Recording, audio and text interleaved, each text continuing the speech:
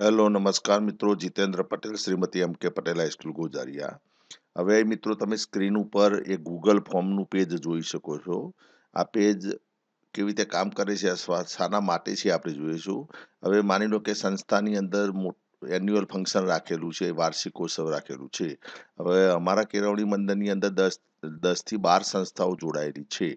તો આ બધી સંસ્થાઓના વિદ્યાર્થીઓ એક જ સ્ટેજ ઉપર જ્યારે વાર્ષિકોત્સવ અથવા કોઈ પણ ફંક્શનનું આયોજન હોય ત્યારે એ લોકો પાસેથી આપણે કૃતિઓની વિગતો લેવાની હોય છે. કારણ કે પ્લાનિંગનું આયોજન ધારો કે તમે કરતા હોય તો તમારી પાસે કઈ કઈ કૃતિ છે, આખું કાર્યક્રમ સંચાલન કરવાનું હોય તો એના માટે આપણે કેવી રીતે એક આવા ગૂગલ ફોર્મ વડે પણ તમે કૃતિની વિગતો મંગાવી શકો એ આપણે વાત કરી છે. હવે અહીં તમે લખેલું છે, તમે જુઓ સંસ્થાનું નામ.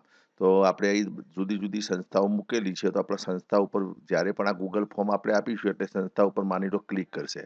ક્લિક કર્યા પછી અહીં નીચે નેક્સ્ટ નામનું બટન છે, એના ઉપર જ્યારે ક્લિક કરશે એટલે શરૂઆતમાં પ્રશ્ન પૂછેલો છે કે આપણે ધારો કે કાર્યક્રમ છે તો સામાન્ય રીતે કોઈ પણ કાર્યક્રમમાં પ્રથમ પ્રાર્થના હોય છે, પછી સ્વાગત ગીત હોય, એના પછી જે તે કૃતિઓ રજૂ થતી હોય છે. તો આપણે લેવું છે કે ભાઈ પ્રાર્થના કોની છે, કઈ સંસ્થા એવી છે કે જેને પ્રાર્થના રજૂ કરવાની છે. તો અહીં લખ્યું છે શું આપણી સંસ્થાની પ્રાર્થના છે.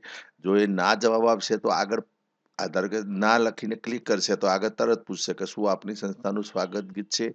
ના કરશે તો ફરી પાછું ધારો કે આગળ ક્લિક કરશે તો પછી એની કૃતિની વિગત અહીં મૂકેલી છે આપણે કે ચલો કૃતિ કેટલી, માની લો સપોઝ તમે 2 કે 3 કૃતિ દરેક સંસ્થાને આપેલી છે તૈયાર કરવા માટે, તો એની ડેટા આપણી પાસે જરૂર છે. સંચાલકે એનો ડેટાની જરૂર છે. તો કૃતિ એકનું નામ શું છે, કૃતિ એકમાં ભાગ લેનાર બાળકોની કુલ સંખ્યા કેટલી છે, કેટલો સમય અને પરફોર્મન્સ આપવાનું છે કૃતિ એકને, તૈયાર કરનાર માર્ગદર્શક શિક્ષકના નામ છે અને જે કૃતિ રજૂ થવાની છે એના અંતર્ગત ટૂંકું વિવરણ, ટૂંકી માહિતી છે. તો આ રીતે અન્ય કૃતિ છે, જો હા કરશે તો આગળ જશે, કૃતિ 2 ઉપર જશે અને જો ના કરશે તો સબમિટ થશે ફોર્મ.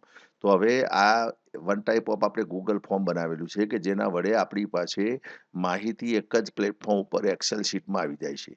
હવે તમે જો એ સંસ્થાનું નામ ચોઈસ કર્યું અને એના પછી માની લો એને લખ્યું કે શું આપની સંસ્થાની પ્રાર્થના છે, તો હા કરશે તો પછી પ્રાર્થનાનું સેક્શન ચાલુ થશે. નેક્સ્ટ કરશે તો ઓટોમેટિક જે ચાલુ થશે પ્રાર્થનાનું સેક્શન ચાલુ થશે. પછી આની અંદર પ્રાર્થનાનું નામ છે, ભાગ લેનાર બાળકોની સંખ્યા છે, સમય, તૈયાર કરનાર શિક્ષકના નામ, પછી નેક્સ્ટ કરશે.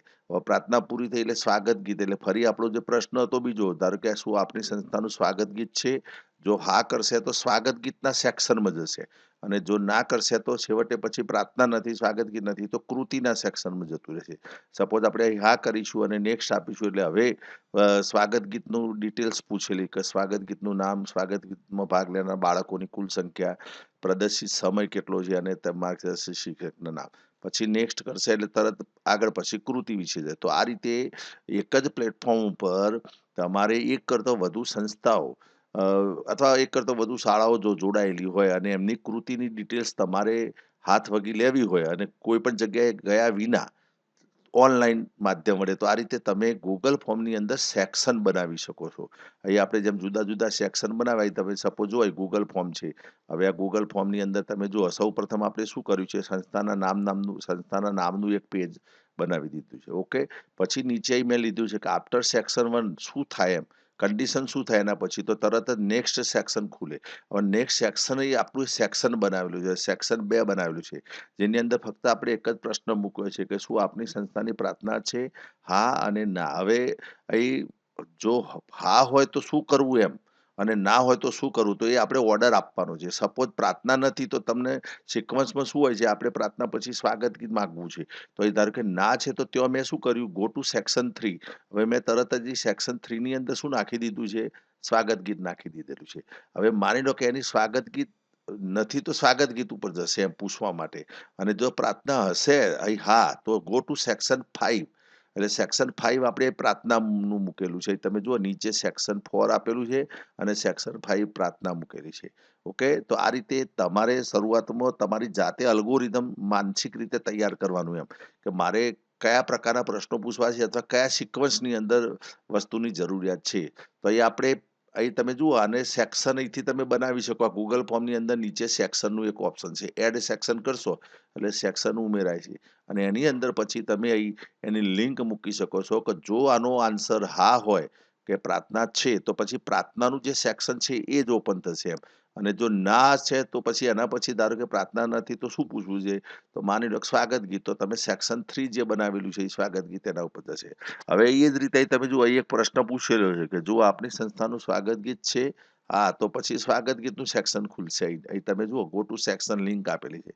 અને જો ના તો પછી તરત જ જે કૃતિ રિલેટેડ આપણે જે ઇન્ફોર્મેશનની જરૂર છે. તો કહેવાનો મતલબ મિત્રો આ એના માટે ઉપયોગી છે કે માની લો કે તમે કોઈ સ્ટેજનું સંચાલન કરવાના હોય, તમારી પાસે વિવિધ એન્ટ્રીઓની વિગતોની જરૂર છે. હવે તમારે રૂબરૂ જઈને લેવાની જરૂર હોય, એના કરતાં તમે ઓનલાઈન આ રીતે પ્રશ્નોત્તરી કરીને એક કરતાં વધુ શાળાઓ જોડાયેલી હોય અથવા એક જ કેળવણી મંડળ અંતર્ગત વધુ સંસ્થાઓ હોય અને બધાનું પરફોર્મન્સ હોય, તો આ રીતે તમે ડેટા માગી શકો છો. તો આ એક નાનકડો વિડીયો હતો ગૂગલ ફોર્મની અંદર કે જે તમને સમજૂતી. એના પછી તમારો જે રિસ્પોન્સ આવશે એ રિસ્પોન્સની અંદર મિત્રો ગૂગલ શીટની અંદર રિસ્પોન્સ તમારે જે પણ રિસ્પોન્સ હશે એ તમારે રિસ્પોન્સ આવી જશે. અને એને તમે ડાઉનલોડ કરીને પછી તમે એનું પ્લાનિંગ કરી શકો છો.